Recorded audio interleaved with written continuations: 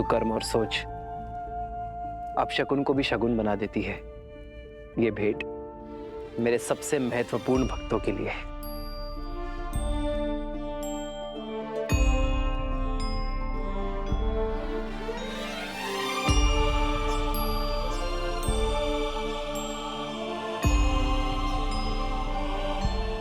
ये धागा मेरी सीता ने मुझे दिया था मेरी रक्षा के लिए, और अब से ये धागा तुम दोनों की भी रक्षा करेगा। प्रेम समर्पण करुणा ज्ञान से है भरा दो प्यारा नाम। जय सिया राम, जय जय सिया राम, जय सिया राम, जय जय सिया राम।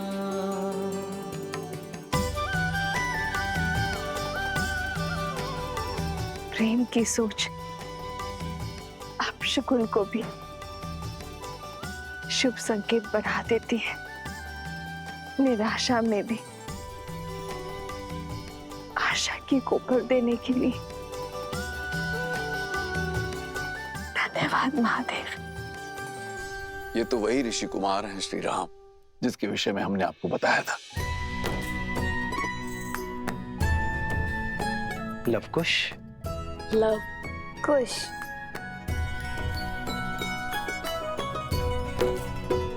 इनकी धनुर्विद्या से तो हम पहले से ही अवगत हैं, और आज इनकी अद्वितीय संगीत रस को भी हमने चख लिया। बालकों, तुमने हमें इस विषय में पहले क्यों नहीं बताया? यदि धनुर्विद्या की प्रतियोगिता में बाण के स्थान पर नाद छेड़ते तो हार जाते ना।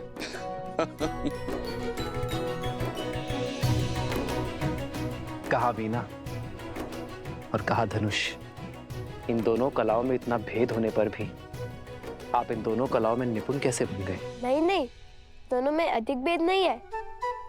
धनुष को बाएं हाथ से पकड़ते हैं और दाएं हाथ से कार्य करते हैं। वैसे ही वीणा को भी बाएं हाथ से पकड़ते हैं और दाएं हाथ से कार्य करते हैं।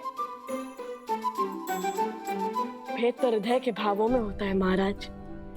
माता ने सिखाया था कि जिन्हें देखकर धनुष उठाने का मन करे वो शत्रु होता है, और जिन्हें देखकर वीणा के तार झनकाने का मन करे वो साक्षात ईश्वर का अवतार। और हमने तो बालपन से ही आपको अपना आराध्य माना है। धन्य है ऐसी उत्तम संस्कार देने वाली माता। आप दोनों उन्हें नहीं लाए अपने साथ? हमारी माता वन देवी है। उन्होंने प्रण लिया है कि वे कभी भी वन के बाहर किसी भी नगरी में अपने पग नहीं रखेंगी। अभी तो मैं यज्ञ के बंधन में बंधा हूँ, किंतु फिर कभी तुम्हारे माता के दर्शन करने अवश्य आऊंगा। माता सीता को भी लाएंगे ना?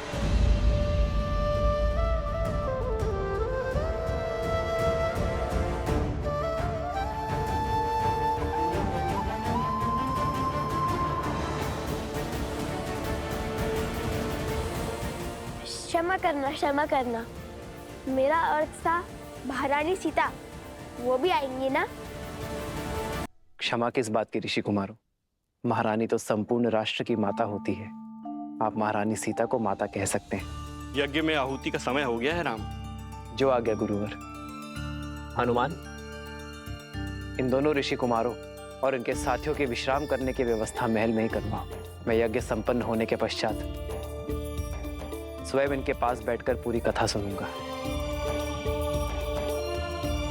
लक्ष्मण,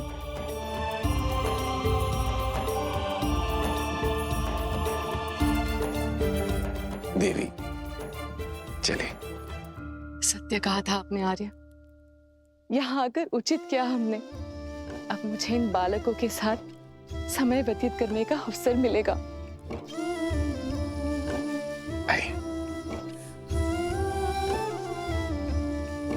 ऋषि कुमार पधारिए। भैया, रानी के दर्शन का क्या? आप आइए ऋषि कुमार।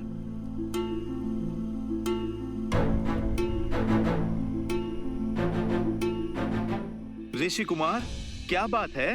वचन भंग हुआ। आपने कहा था आप महारानी के भी दर्शन करवाएंगे। अयोध्या की धरा पर कोई वचन भंग नहीं होगा ऋषि कुमारों। आपको महारानी सीता के दर्शन करने हैं ना, आइए यज्ञ स्थल पर।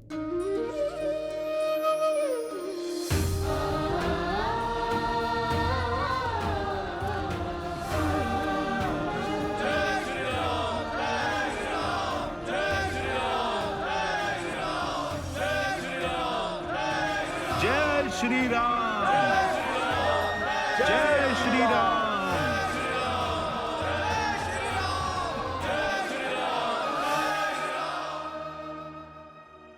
सब कुछ सज्ज है महाराज, आप ही की प्रतीक्षा थी। महारानी को ले आए।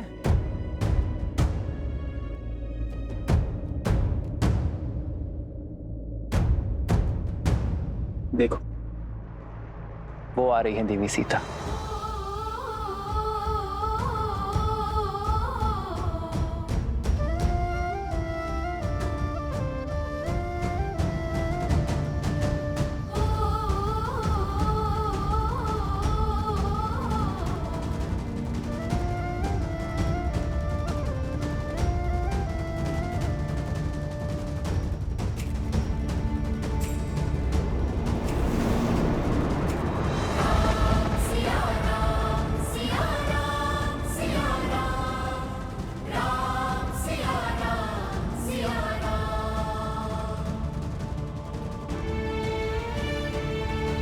महारानी सीता की देह तो अयोध्या में वास नहीं करती है, किंतु राजधर्म की मर्यादा जो निभानी है, मेरी प्रिय पत्नी के प्राण इस मूर्ति में प्रतिष्ठित है।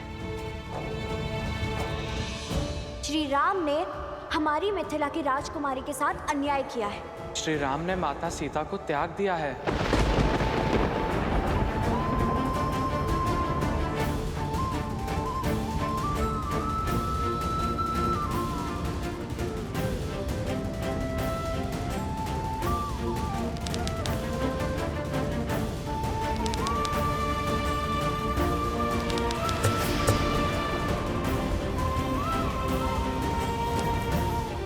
ऋषि कुमार,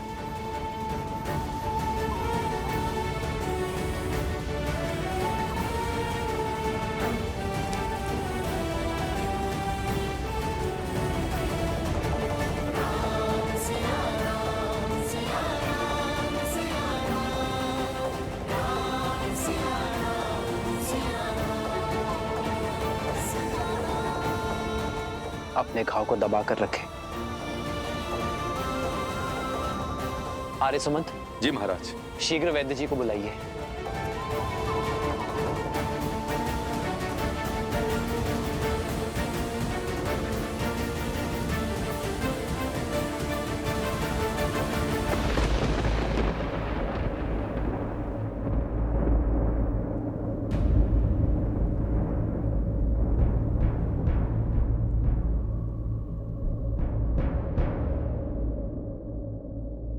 रक्त बह रहा है ऋषि कुमार, इन्हें स्वच्छ करना होगा।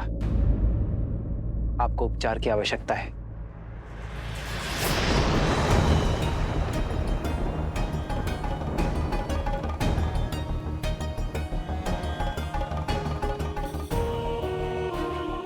उपचार की अधिक आवश्यकता वीणा की स्तार को है।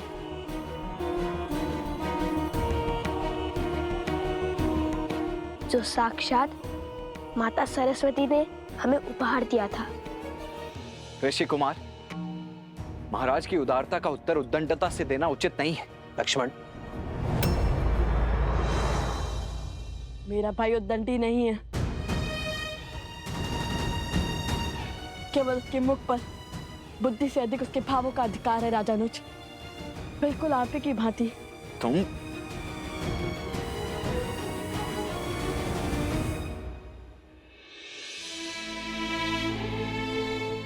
वीणा का तार अधिक खींचने से टूट गया है ऋषि कुमार। क्या आप बताएंगे ऐसा क्या हुआ?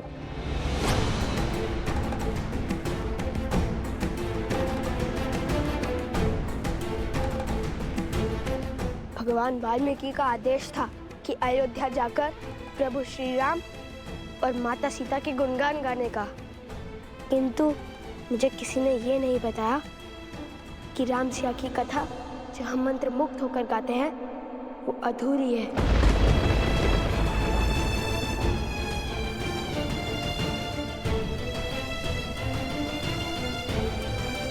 ऋषि कुमार, संसार हर क्षण हमारे सामने एक नई चुनौती लेकर आता है और उस समय धर्म के लिए, कर्म के लिए जो कार्य हमें करने पड़ते हैं वो कठिन अवश्य होते हैं किंतु अनिवार्य होते हैं। एक व्यक्ति की जीवन कथा तब तक अपूर्ण है जब तक उसके प्राण उसके तन में। तो क्या जीवन की चुनौती के लिए कोई पत्नी अपने पति का साथ और हृदय का त्याग समर्पण कर सकती है महाराज?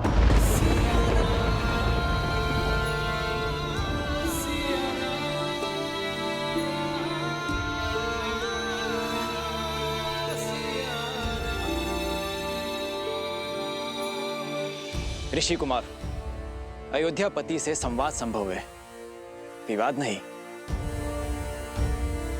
और अभी आप बालक हैं, ये राजधर्म नहीं समझेंगे आप।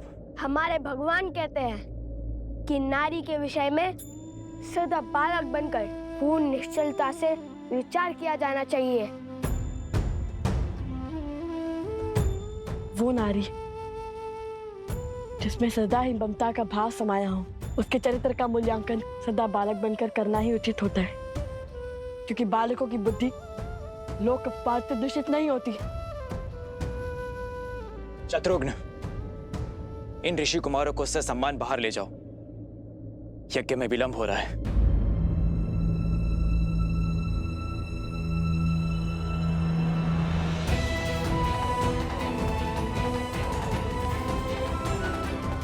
यदि मेरे श्री राम के मन में अपनी संतान के लिए प्रेम जागा तो कहीं उनका तप भंग ना हो जाए। शत्रुघ्न, शत्रुघ्न, हनुमान, इन्हें सभा में लाए और बताए कि ये प्रश्न करेंगे।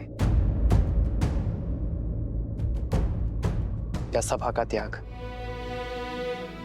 प्रभु, जो प्रश्न इनके मुख से निकल रहे हैं वो पूछने की मेरी इच्छा तो हुई किंतु साहस नहीं।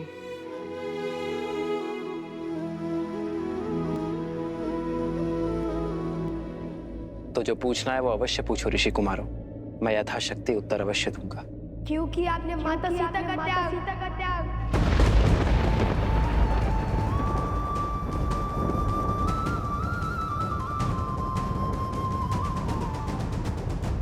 धर्म का आचरण आदर्शों के अनुसार होता है ऋषि कुमार।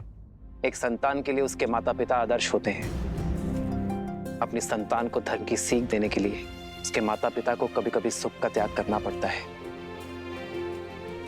वैसे ही अपनी प्रजा के लिए उसके राजा और रानी आदर्श हैं, सबके लिए परमात्मा आदर्श है। इसलिए संसार के सुख के लिए प्रत्येक युग में श्री विष्णु और माता लक्ष्मी एक दूसरे से वियोग की पीड़ा सहते हैं। उसी से प्रेरणा लेकर अयोध्या नगर और कोसल राष्ट्र की प्रजा को उचित धर्म का दर्शन देने की इच्छा से मैंने और सीता ने वियोग का दुख स्वीकार किया।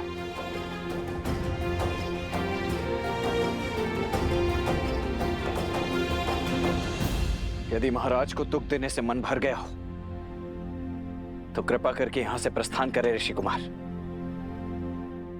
यज्ञ की अंतिम आहुति का समय निकट आ रहा है। हम यहाँ महाराज का दुख या अपमान का कारण बनने नहीं आए थे, अपितु हमारे प्रभु श्री राम और माता सीता के दर्शन करने आए थे।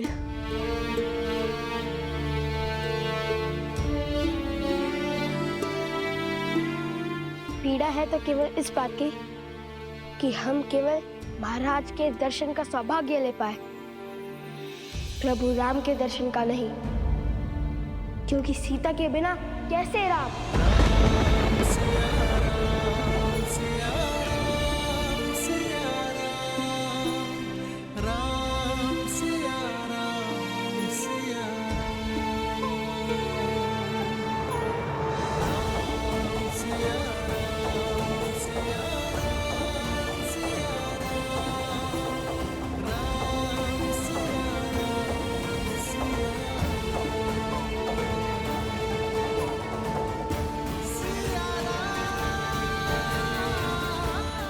क्योंकि सीता के बिना कैसे राम?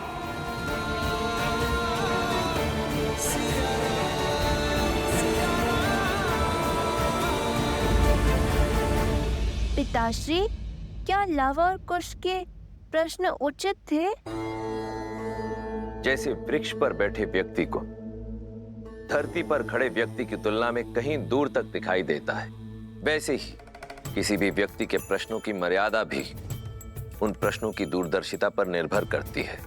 परंतु इसका अर्थ यह कदापि नहीं कि धरती पर खड़े व्यक्ति के प्रश्न अनुचित हैं या फिर उसे प्रश्न पूछने का अधिकार ही नहीं। वो समय भी आएगा जब लव और कुश इस समाज को, संसार को और सृष्टि को और भली भांति समझने लग जाएंगे।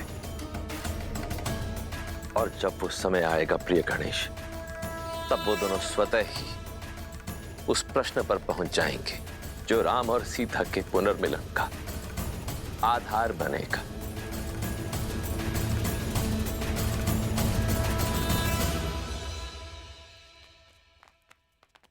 अब क्या करना है?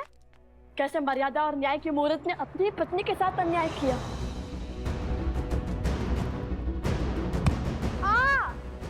अकस्मात क्यों रुक गए?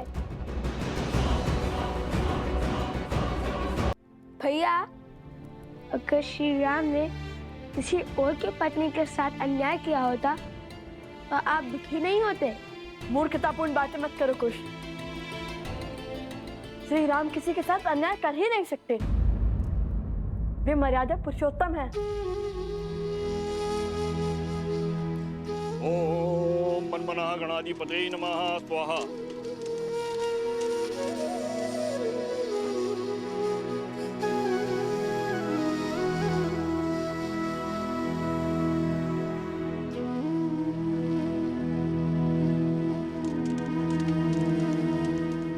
तो क्या जीवन की चुनौती के लिए कोई पत्नी अपने पति के साथ और हृदय का त्याग समर्पण कर सकती है महाराज? क्योंकि आपने माता सीता का त्याग।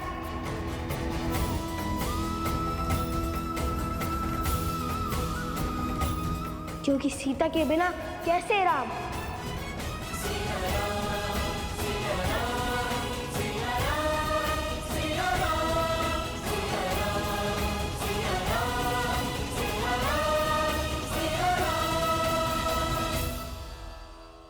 और क्या प्रमाण चाहिए? अब तो सिद्ध हो गया ना कि अयोध्या के राजा राम ने ही अन्याय किया है।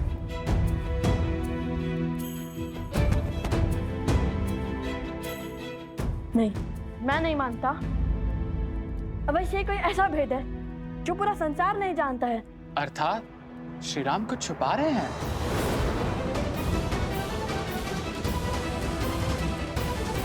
कोई ऐसा प्रश्न जो कि हमने पूछा ही नहीं, ऐसा प्रश्न जो हमारी बालक बुद्धि में कभी जन्मा ही नहीं, ऐसा प्रश्न जिससे हमारी सारी शंकाओं पर विराम लग जाए। तुम्हें क्या लगता है इतने वर्षों में तुम पहले हो जिसने अन्याय के विषय में विचार किया हो? मिथिला के हर घर में बस यही चर्चा होती है लव।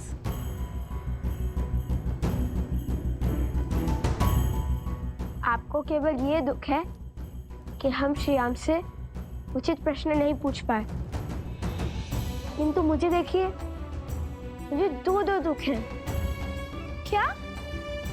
एक तो माता सीता के दर्शन ना पाने का और दूसरा उपगुरु की पत्नी का आरोप सत्य सिद्ध होने का। हम क्यों? भाभी माँ की बातें भैया सुनेंगे। सुनकर लाओ तो।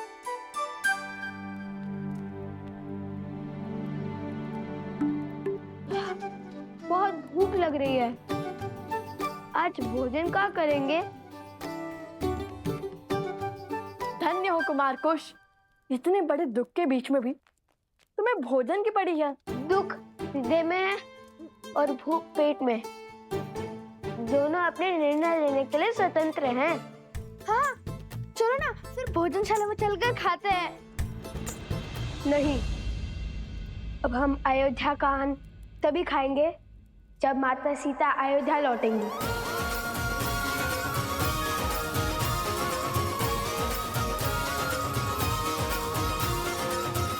और मैं जानता हूँ कि हमें क्या करना है।